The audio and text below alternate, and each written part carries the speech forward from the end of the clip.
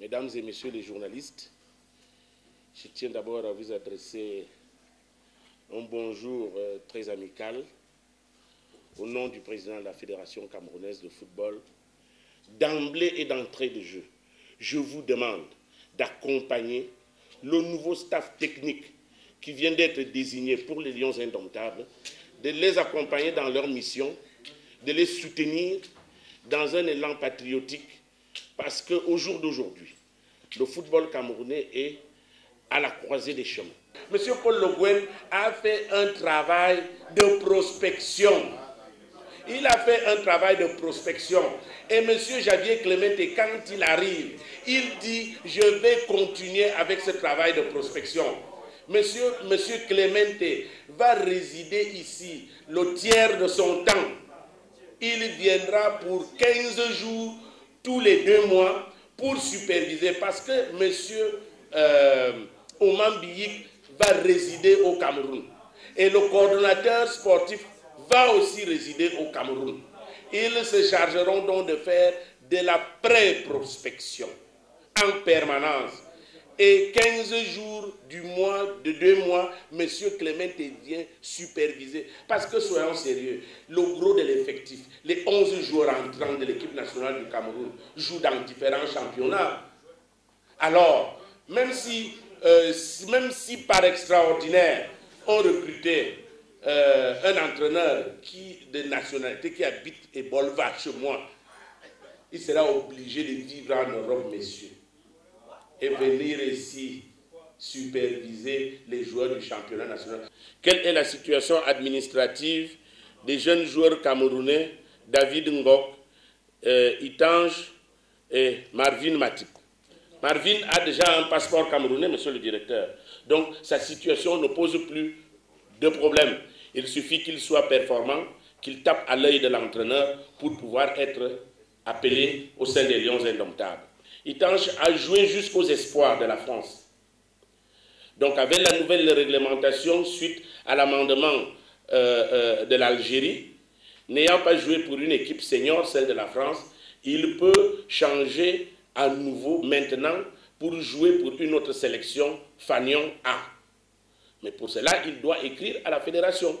Il doit manifester clairement son envie et sa détermination à jouer pour l'équipe du Cameroun.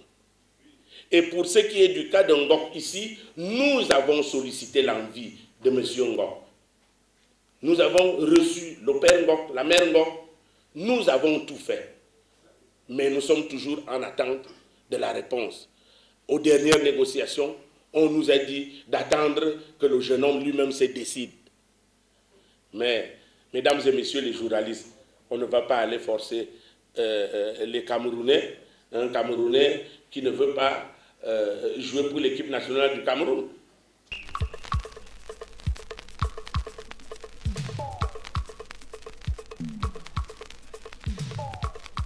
Aucune commission de discipline ne s'étant réunie, aucune saisine n'ayant été faite des organes juridictionnels qui sont chargés de faire appliquer la discipline au sein de la Fédération camerounaise de football, à l'heure où nous parlons, aucun joueur de l'équipe nationale de football n'est suspendu. Les joueurs nommés que vous venez de citer, est-ce que cela s'entend dire que si un nom n'est pas dans la liste des 23 que M. Bignam va publier tout à l'heure, et que ce nom était dans la liste de la Coupe du Monde qui est des joueurs qui sont partis en Afrique du Sud, est-ce que je devrais entendre par là, M. Obama, que celui dont le nom ne figure pas est suspendu? La suspension suit une démarche disciplinaire bien précise. Et pour ceux qui ont une petite curiosité de lire le code disciplinaire de la FECAFOOT, verront toutes les modalités qui amènent à une suspension. La dynamique de ces textes s'est construite autour de plusieurs modèles. Le modèle de la FIFA, le modèle de la loi du Cameroun, le modèle de la tripartite du 5 novembre 2004 à Zurich entre la FECAFOOT, la FIFA et le MINGES, et tous les autres textes importants.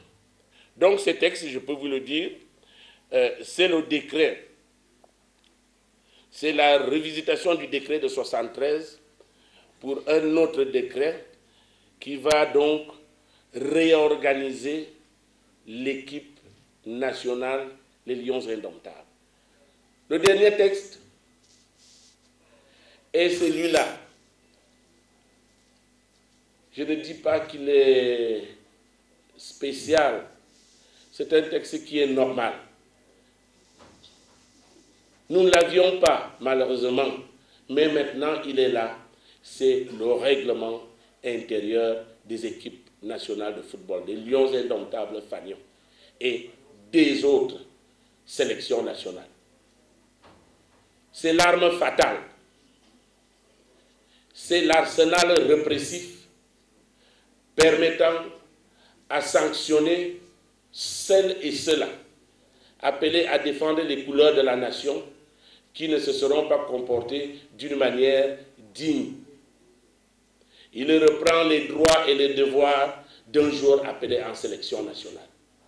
Et de l'autre côté, il reprend aussi les sanctions à lui infliger en cas qu'il n'ait pas eu à observer les droits, les devoirs prescrits dans ce document.